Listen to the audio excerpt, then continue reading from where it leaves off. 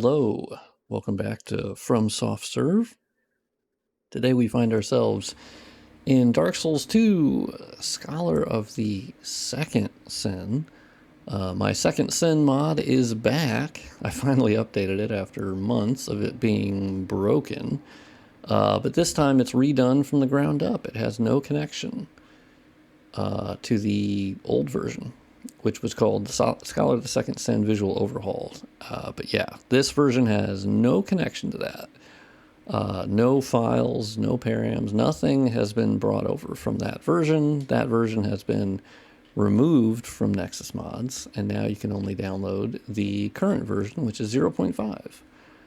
And it's built off the work that I've done for Bearer of the Curse. This is strictly the visual stuff that I was working on, like textures and dynamic shadows and mesh and texture LODs.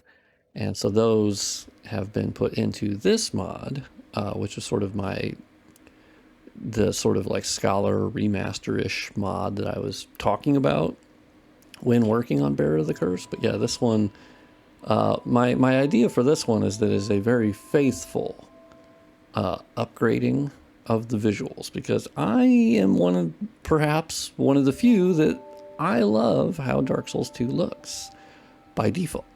I actually think the aesthetic of the areas is gorgeous, and so I'm not altering that that much. I'm just adding dynamic shadows, and I'm using a reshade preset for the mod, which is included, and so that way it's easy to install reshade, and then these effects are already tuned. Now, of course, you can tune them yourself, but you'll see that it has the MXAO, which gives really good ambient occlusion. And so that's the AO that's actually being added by the MXAO, so it's better than the built-in ambient occlusion.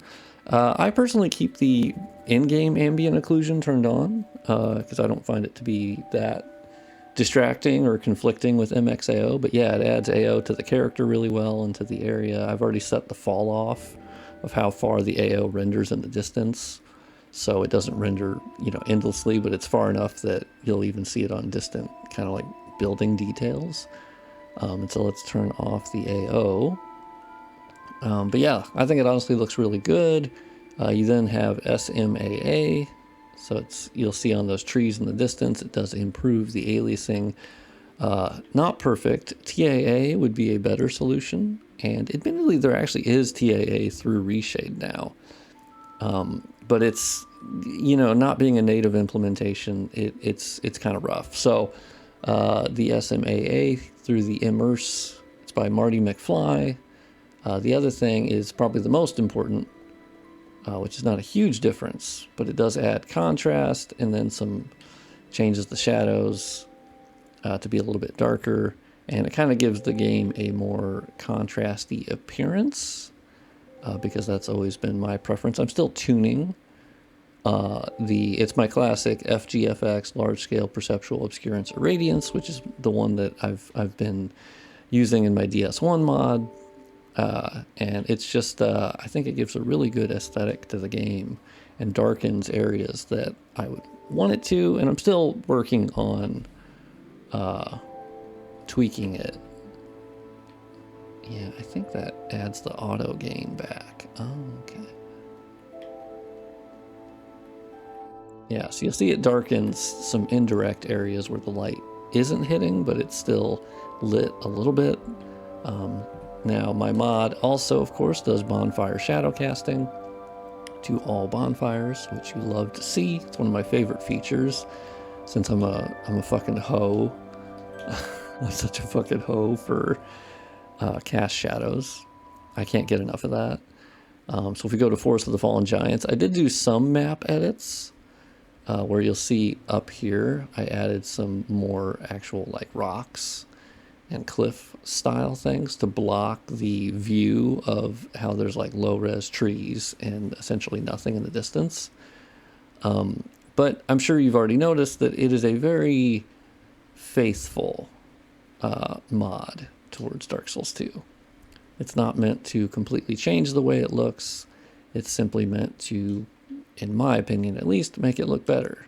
The other thing is it does include the player lantern adjustment that makes the player lantern function and have the direction and like coordinates more so of DS2 beta. Like the footage that we have had a player lantern where the light was not inside of the player, but actually was visible from the outside. And so, like when you're walking around the player lantern, even in darkness, you will see it's almost like a flashlight effect, which sounds bad, but it actually looks really good. And so the way that it illuminates the character now in dark areas is so much better looking than it used to be. And obviously includes texture upgrades. So you don't need to download the Scholar of the Second Sin texture overhaul mod, which is like 30 gigabytes, I think. This mod bundles in texture upgrades, but as you'll notice, it's a lot smaller. It's like 7.5 gigabytes for the entire mod.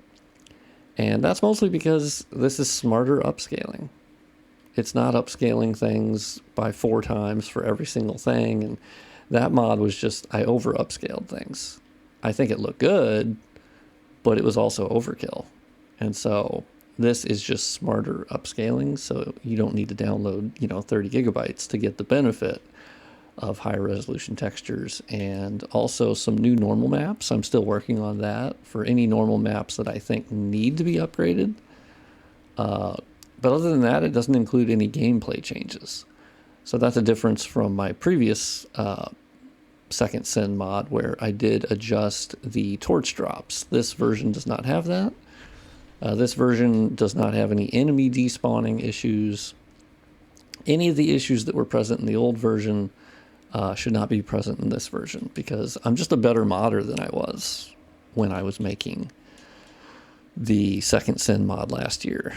I'm just way better, and there's no like baggage that has come with this because I started this mod from scratch. Well, not from scratch, but it was based on the work that I knew I was going to be bringing over from the Second Sin mod. So you'll notice like here, I've talked about it many times, like the shadows that are on the grass here is new. The shadow on the actual tent here is new. The bonfire itself casting shadows. And so there's just a whole lot of upgrades that were from, actually enabling shadow casting. And that's why when people were like, you're working on this. And I'm like, well, the work is, you can port it forward into a different project. So this was all spawned from my work on vanilla DS2. And that's where a lot of these textures are actually from. But as you can see, the interiors are darker, as that is honestly DS2's biggest feature, or what it was meant to be, is a darker game. They put the dark in Dark Souls, right? And so this mod does not fix every possible thing that some people might find wrong with the game. It is strictly a visual thing. And so, of course, I know that there is the elephant in the room, which is, why does this brand new version, why does it not recommend DS2 Lighting Engine? Or why is it not like strictly built off of that? Because my texture overhaul it was using DS2 Lighting Engine mod to handle the texture overriding. This mod does not do that. This one just modifies the texture files directly. You copy them into your folder, you're good to go. There's nothing you have to do. This mod does work with Lighting Engine, for sure. There should be no issue currently with that. The reason why I'm not recommending it is that, I've gotten, weirdly, the rude comments I get are commonly from people on the DS2 Lighting Engine Discord. I have seemingly angered them. But my criticisms of Lighting Engine are mostly because I played the vanilla version of DS2, and I fell in love with that aesthetic because most of my experience with Dark Souls 2 had been through using Lighting Engine. And it's a great mod. Like, don't get me wrong, it is a great mod. It brings a lot of technical advancements that are superior to what this mod here with Reshade can pull off, right? Obviously, it's shader editing, and it is very impressive. However, it is tougher to support because it is an evolving mod itself. And there's always new features. And then I think the default preset that comes with Lighting Engine, I don't particularly like. Now that I fell in love with the original aesthetic of DS2 and what this mod is built off of, I don't like the default preset for DS2 Lighting Engine. It makes a lot of artistic changes. By default, it gets rid of the skyboxes because it, admittedly there's a reason for that, and the volumetric rendering, but I think it changes the look of the areas vastly too much, specifically Majula. And those skybox textures that FromSoft had made for DS2 are so fucking cool looking and awesome. And so you can turn them back on in Lighting Engine, but then you have to manually go through each area and turn them back on, and I can do that for a preset. And then but the problem is getting the game back to what it looks like from what you've seen today is actually pretty difficult, because the game does not look like that with Lighting Engine. And there's different presets that are made by different people. There's a vanilla based preset, but even that one I don't think looks, I want it to be identical to how DS2 looks by default. I think that's my criticism, is I wish DS2 Lighting Engine was a linear tech upgrade, where it advanced the rendering techniques that are available through DX11 because they're editing the shaders, but it didn't alter the actual makeup and look of the game. Unfortunately, it does. And so I know that has angered people, and people are not happy that I'm apparently saying it, but I couch it with, support of the mod, and saying that it's really awesome. But yeah, it doesn't seem to go over that well. But in case anyone was wondering, yes, you can play it with DS2 Lighting Engine, but I have specifically tuned the reshade and the colors, and this is the version that I like and prefer, and it's contrasty and has a lot of colors. And DS2 Lighting Engine, I think you'll find it more difficult to achieve that by default. It's not to say that one day I won't go through and make a preset, but honestly I find it more difficult making presets for DS2 Lighting Engine. And also I've had DS2 Lighting Engine have issues where it will lose track of what area it's in, and it won't actually transition over to the visuals for that area, which is how DS2 functions, with different filters for different areas based on collisions. And so it depends on the version of DS2 Lighting Engine that you download, because naturally it is a mod that's being evolved and worked on. And I don't begrudge it for that. I just think as a mod creator, it's difficult to have your version out there, and then it depends on what version of DS2 Lighting Engine that the people are using. And was the default preset upgraded? Was it not? Oh, I got to upgrade that texture. Ooh, that texture looks bad. And that's kind of where I come at from that, is that I would like to release a mod with my vision, and that vision be replicated when people are actually playing it. And if people download DS2 Lighting Engine by default, it's not going to look like this. It's just simply not. Some people might prefer how it looks, and that's great. And I think that's, where people are free to do that, and I don't begrudge them. But that's why I'm not officially basing it on that, because I just think that it's in flux, and there's so many features and toggles, and I honestly don't really want to support that in terms of from bug fixing or bug reporting, or because then I'd have to go, is that an LE problem, or is that a my mod problem? Is that because the way that I set up the mod is not going to look like that in Lighting Engine by default. So that long explanation, but oh yeah, I got to upgrade that texture. Let's get out of this area. I have talked about Lighting Engine mod enough, but yeah, I tend to get rude comments if I mention stuff about Lighting Engine. It is weird. Let's port to a couple other areas just so you get a feel for how the game looks. And of course, the reshade is modifiable, as reshade always is. You can go in, you can toggle it, you can make it more contrasty, less contrasty. You can turn off parts of it. That's what I like about it, is the reshade is, I find, more user-friendly than DS2 Lighting Engine. But yeah, generally you can expect a contrasty appearance with nice, bright colors. And yeah, it's delightful. Let me try the auto gain off. Oh, so auto gain. I had auto gain off. Yeah, so I'm still kind of going through and tweaking the FGFX. And I might add other reshades into it. But the current version is using that. But yeah, so I wanted to do a quick video showing that the mod is back in action. I can officially support it again, or recommend that people download it, because for the longest time it had, for a long time there, it had cube map issues. That they were too glossy because I had fucked with the cube maps, and then there was an enemy despawning issue, and I just had other stuff I was working on, so I just didn't really have the time to put that out. But now I actually have the time to. Oh shit! Fucking skeleton bitches. Also, Alon's sword is the coolest of all time, and it is canonical that it's the coolest sword in the game, or katana. Alright, bitch ass. Alright. I'm gonna get poisoned, and I'm already poisoned. Okay, cool. So yeah, obviously because it's version 0.5 doesn't, it doesn't mean that it's a finished mod at all. There's more work to be done, and I would like to add more clutter to certain things. And Bearer of the Curse is still being worked on. My portion of it is mostly done, but I'm sort of in a support position. If there's anything that needs testing or technical things that come up. But yeah, still look forward to Bearer of the Curse, which will include these sort of visual things.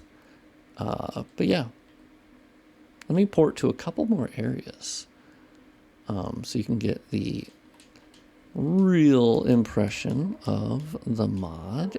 Oh yeah, Dragon Eyrie is one of my favorites. Such a cool area. And I'm so glad it came back with Farum Azula. So cool that they took the inspiration from that. But yeah, like this skybox by default is not in Dark Souls 2, DS2 lighting engine mod. You have to toggle it back on because by default it takes it away. DS2 lighting engine also is less likely to use light shafts. You have to like turn them on and then turn the intensity back on, but by default the light shafts are used way less often in my experience. And so this is a screenshot right here. This is a goddamn screenshot. Like, look at this. This is the aesthetic that I love.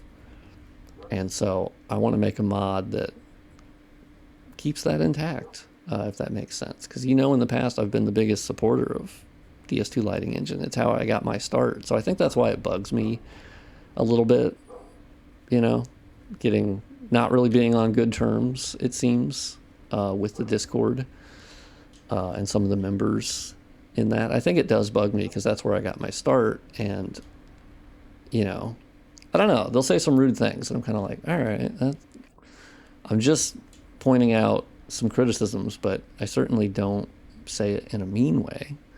And so I think there's a way to be a person.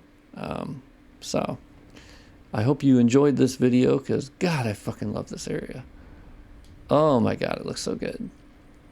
Like, oh my God. Oh yeah, the Explodey boys, not a big fan at all. Oh my God. Oh my God. All right, are they gonna break the bridge? Don't break the bridge. I remember the first time going through this, the way that they were altering the camera. Oh, it's so fucking cool. All right, big dogs. All right. All right. Oh my God. The bonfire cast shadows. Oh, it's so sick. That's my favorite. Okay. Oh my God. Like, look how much the light shafts are being used. I fucking love the aesthetic of DS2 by default.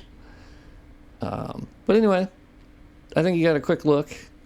Link in the description to download the mod, which includes updated instructions. And yeah, thank you for watching, and I will see you in the next video.